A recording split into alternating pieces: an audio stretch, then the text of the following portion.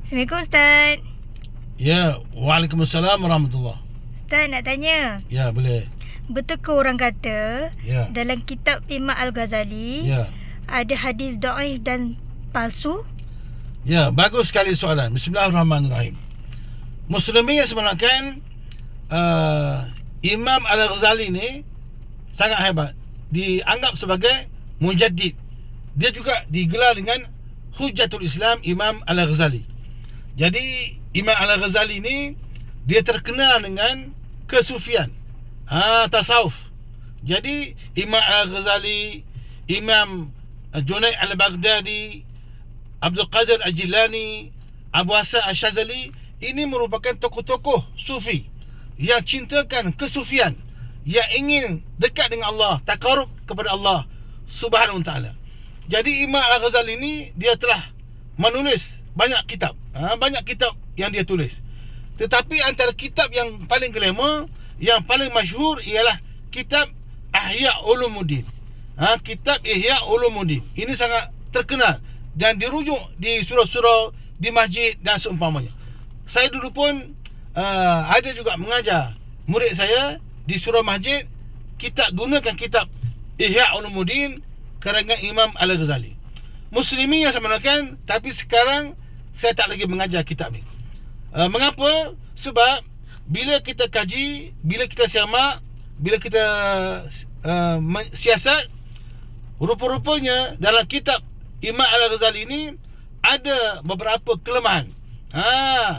Imam Al-Iraqi dia sebut dalam kitab Imam Al-Ghazali, iaitu kitab Ihya Ulumuddin ni, ada 810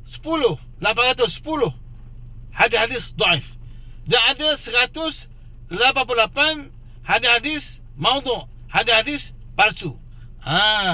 Jadi oleh kerana begitu, saya stop dulu mengajar menggunakan kitab Ihya Ulumuddin ni. Jadi kepada sahabat-sahabat, kepada ustaz-ustaz di luar sana, bila tuan-tuan, bila sahabat-sahabat asatizah mengajar menggunakan kitab Ihya Ulumuddin, jadi kena pastikan tidak mengajar, tidak mengambil hadis-hadis maudhu', hadis-hadis palsu ni. Muslimin yang sebenarnya Imam Ibnu Katsir, Imam Az-Zahabi, dan Imam Ibnu Jauzi mengkritik banyak hadis-hadis yang terdapat dalam kitab-kitab karangan Imam Al-Ghazali ni. Imam Ibnu Katsir, Imam Az-Zahabi, Imam Ibnu Jauzi.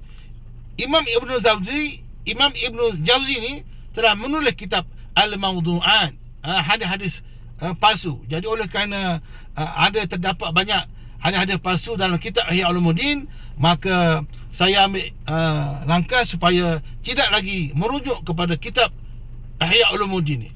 Ini bukanlah bermakna kita merendahkan, menghina Imam Al-Ghazali. Dia sangat hebat. Tapi oleh kerana ada banyak lagi kitab-kitab yang lain yang boleh kita rujuk, maka kita berhenti sebentar.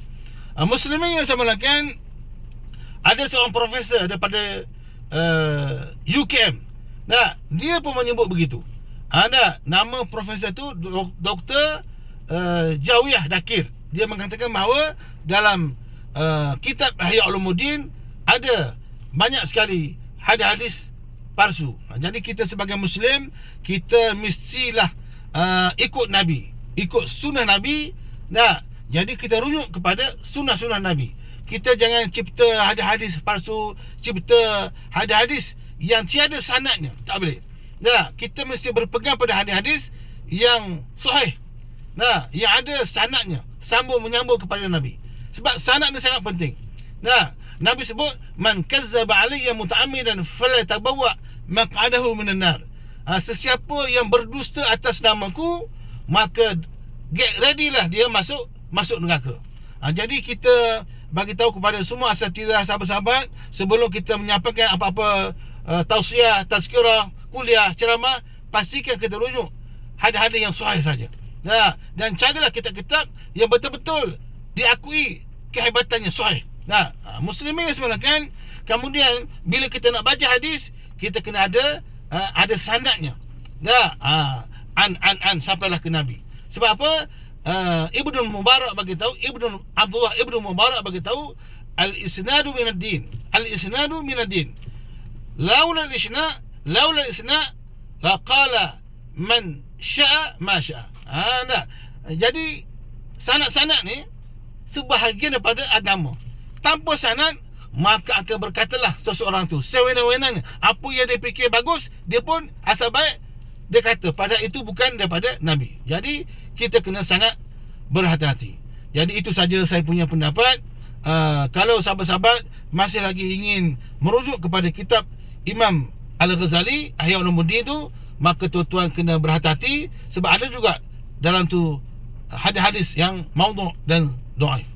Itu saja. Follow saya di TikTok Ustaz Abu Hasan. Ila liqa, ma'assalamah. Arjukum daiman fi sirri was sa'adah. Anta insyaallah santajah fi hayah. Jumpa lagi. Assalamualaikum warahmatullahi wabarakatuh. Alhamdulillah. Terima kasih Ustaz. Ya, Jumpa sama-sama, next bye. video. Ya, sama-sama, bye. InsyaAllah. Amin.